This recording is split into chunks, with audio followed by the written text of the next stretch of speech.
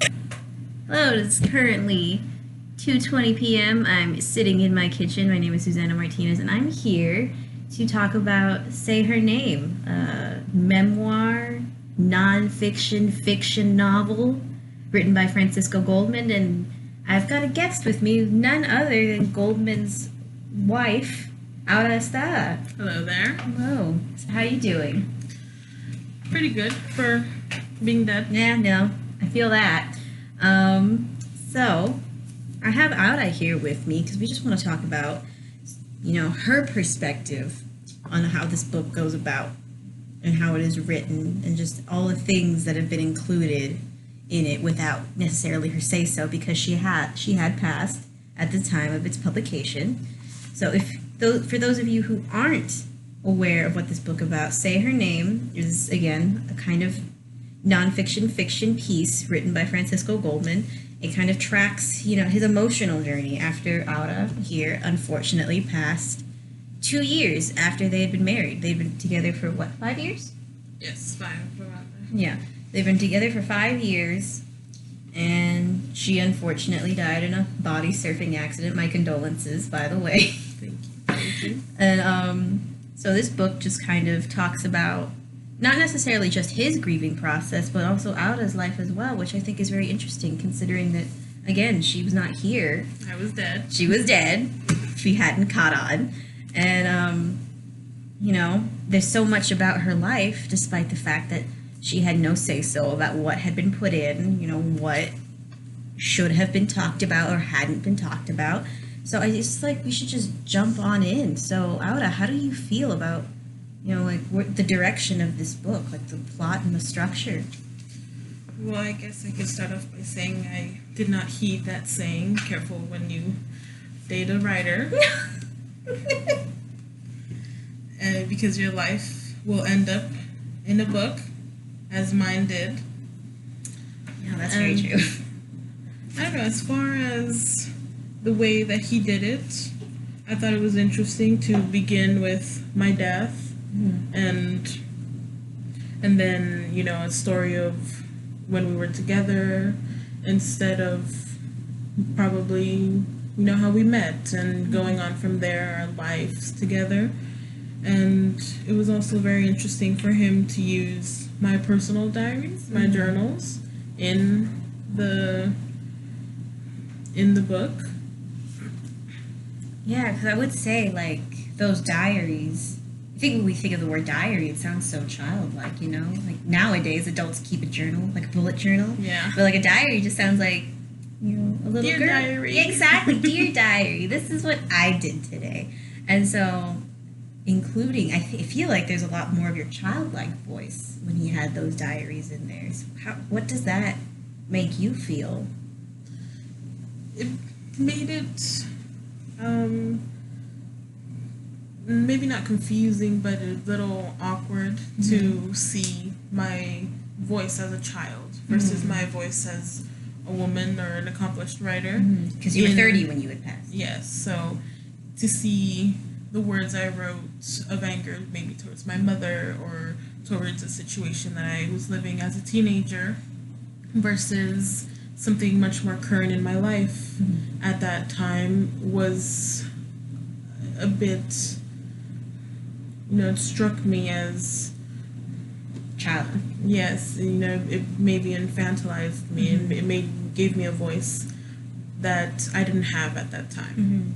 I would say your character did come off as a little childlike. I think your husband does a very good job at characterizing people through their actions and through the objects that you've kept. I think that the one thing that had struck me was that Hello Kitty toaster, and getting lost on the subway system and needing his help. And I think that reliance kind of made me assume that you were 19, 20 years old. And so then whenever I remembered that you were 30 years old, I just kind of came off as a little strange to me. So I guess my question is what does this accomplish, your infantilization? Well, what it accomplishes is saying that I would need his protection, that I needed his guidance throughout my life. But then again, how did I get to where I was? Before I met him, I make me question that of I was able to accomplish so much before him. So how was it that now with him I was kind of relegated to a child, to having a voice not of my own but of the past? Yeah, no, that's very interesting. I'm gonna like diverge a little bit, just talk about the imagery and the figurative language. So there was something that struck me because he describes himself as somebody who doesn't cry versus you who's far more emotional. And this reads as a very emotional book. There is a part that he talked about where he just wasn't working because he was so distraught. But in an interview, he actually was working while he was writing this book. So, like, what's the deal with that? Well, I did feel like that was a way of him as an author, as a writer, to say that he was heartbroken. But again, it wasn't, like the truth or his, actual truth. There was a part that I think is kind of poignant, is the construction of the altar that he made for you, and like how he put the wedding dress as the focal point of this altar, and all these other things that he's combined to make a skeleton of you. Is this image, this the wedding dress, your boots, is this true to who you actually are? Well, I think it's a part of who I was, but it wasn't the whole story. So, yes, the dress was important, and those boots, I liked them, but it wasn't all I was, and I felt like I was just made to be a dress and some shoes, and it just didn't tell the whole story. So, like, these images are just like the tip of the iceberg, you would say? Yes. Okay. That's yeah, no, I like how you meant, like, the wedding dress, even on the front cover, you can't see it, but Ada's in her wedding dress.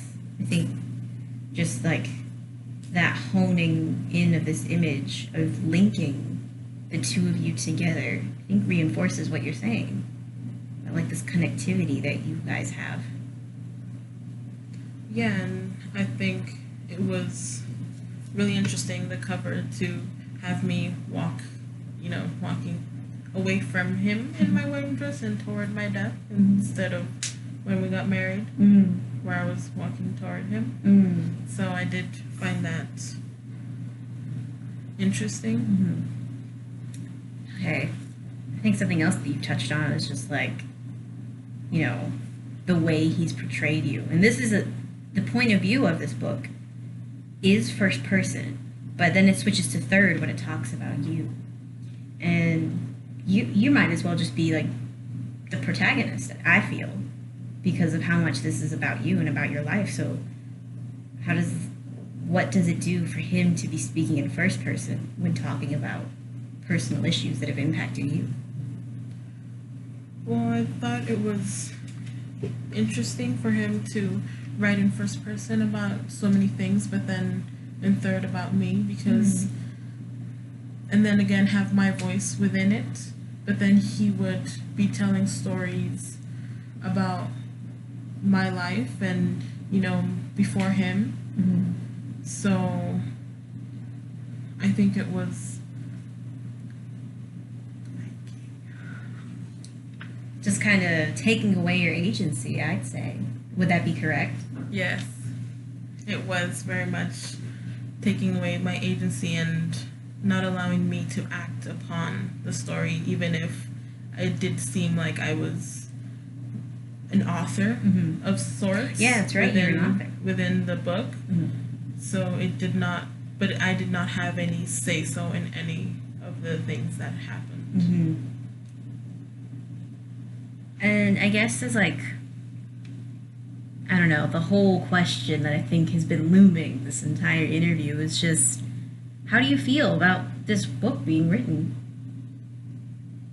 I feel like I understand where he's coming from, a place of grief, but I didn't understand the meaning behind the way that he portrayed me, Mm-hmm. the way that he did not allow me to be present time me. Mm. It was much more, again, Past you. past.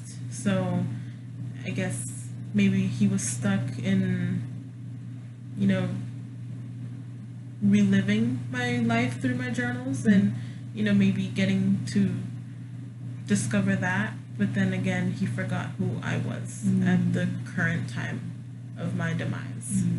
Well, I think that's all the time we have here. And like you said, beware, be married to a writer. Yes, you'll Yeah. end up in a book. Oh. Okay, we're going to close out.